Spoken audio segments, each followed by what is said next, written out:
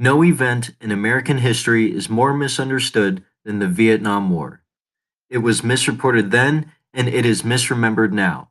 Richard M. Nixon, 1985.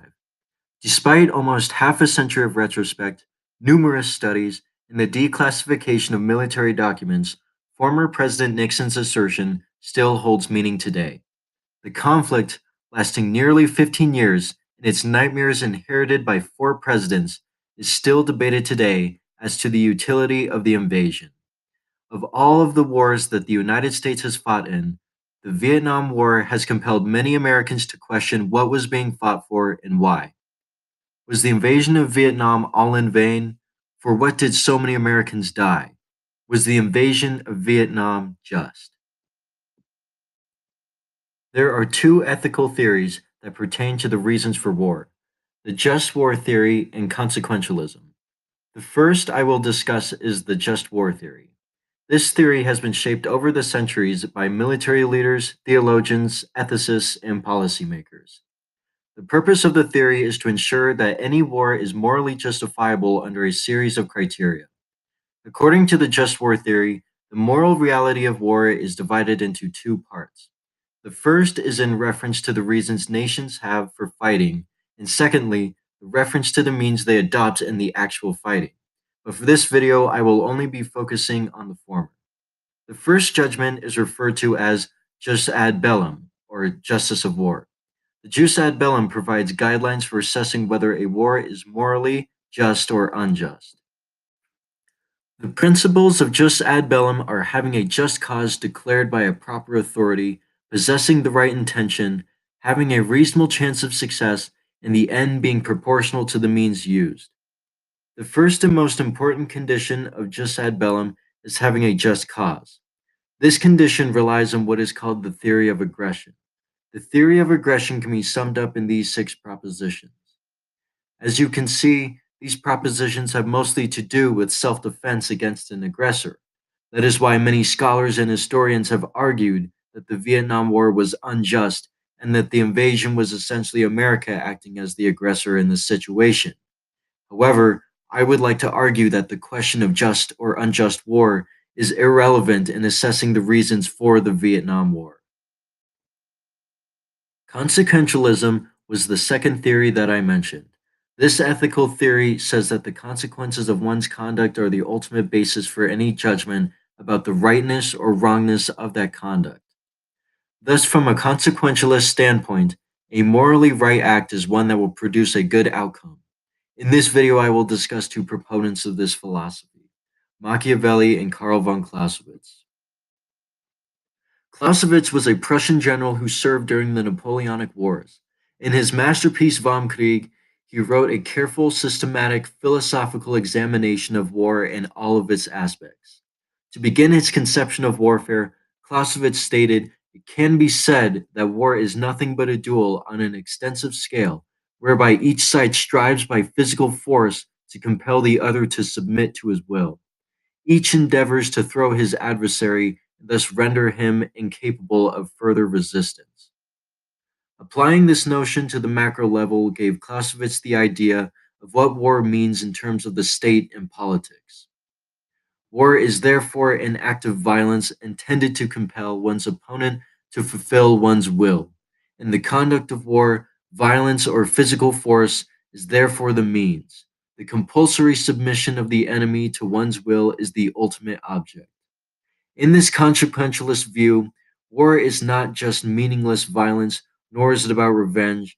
It is only an extension of political policy in achieving a foreign relations objective. Clausewitz's conclusion leads to a much larger scale view with what war truly is and why it is conducted. In the discourses, Niccolo Machiavelli, a 16th century Italian Renaissance philosopher, states, "War is made on a commonwealth for two reasons: one, to subjugate it, and two, for fear of being subjugated by it." Machiavelli argues that the issue of warfare, or one country invading another, is primarily concerned with asymmetrical power dynamics between two nations. From a consequentialist perspective, if one nation has more power over another and seeks the resources or strategic advantage of the other power, then it will invade. The other scenario is if one country fears the growing power of another nation, then it will preemptively strike. To Clausewitz and Machiavelli, the breaking of peace and order between nations is the result of politics governed by objective laws that have their roots in human nature, and which have to do with ambition, power, and fear.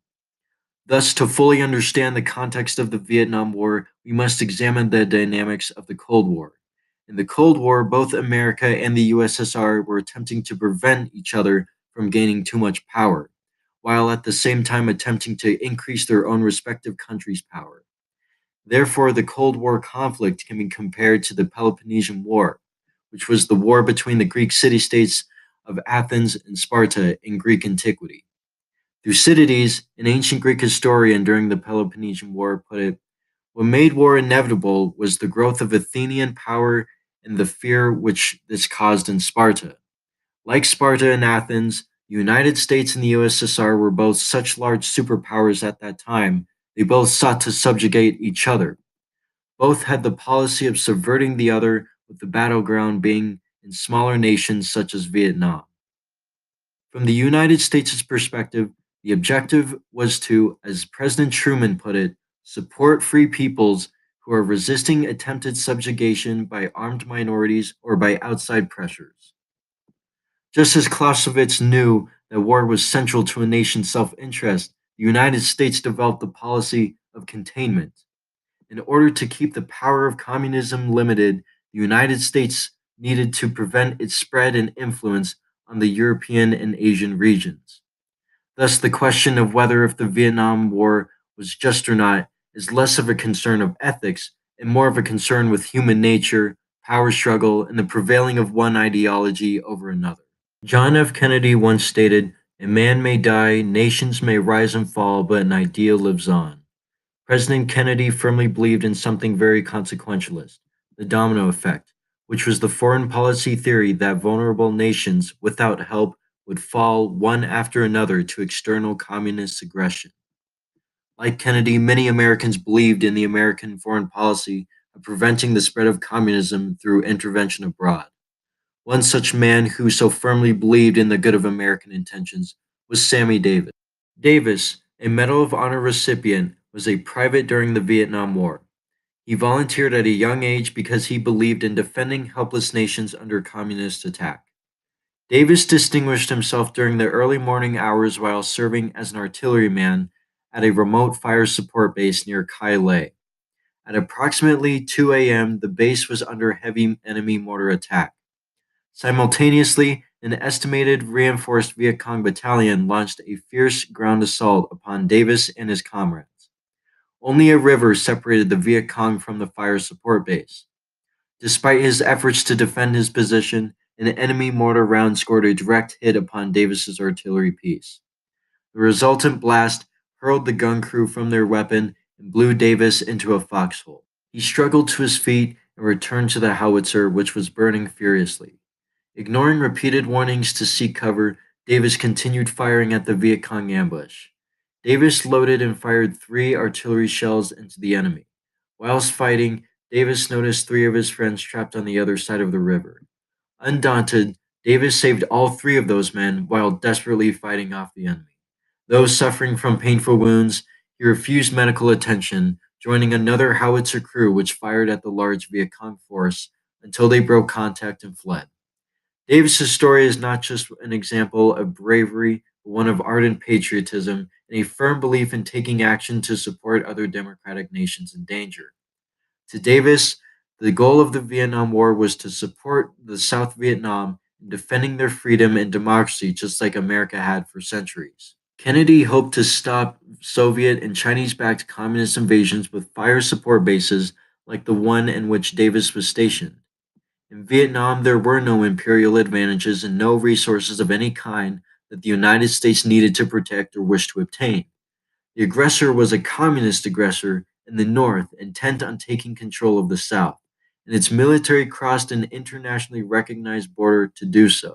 Following Kennedy's assassination in 1963, President Lyndon Johnson vastly escalated American involvement in 1964.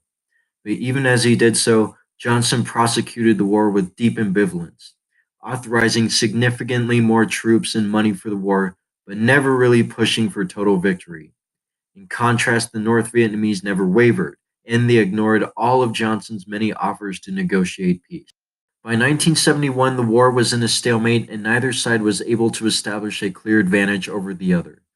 President Nixon pursued a two pronged strategy: one, to turn over combat operations to the South Vietnamese, and two, to bomb North Vietnam continuously.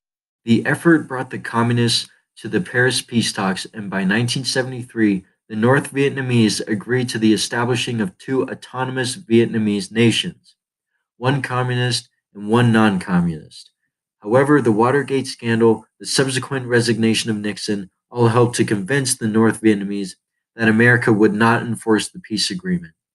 Thus, without U.S. air support and material aid, the South Vietnamese stood no chance against the North.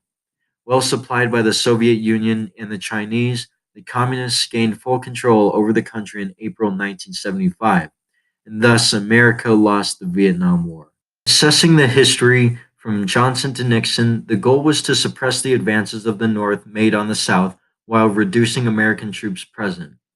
Though the war was lost, it still adheres to what Clausewitz and Machiavelli were talking about. While the goal of the Vietnam War was to contain communism, it meant that advances could not be made on communism for fear of total nuclear war. Therefore, the Vietnam War was pursued by the United States not out of some sort of social justice, but out of necessity to protect international freedom and democracy.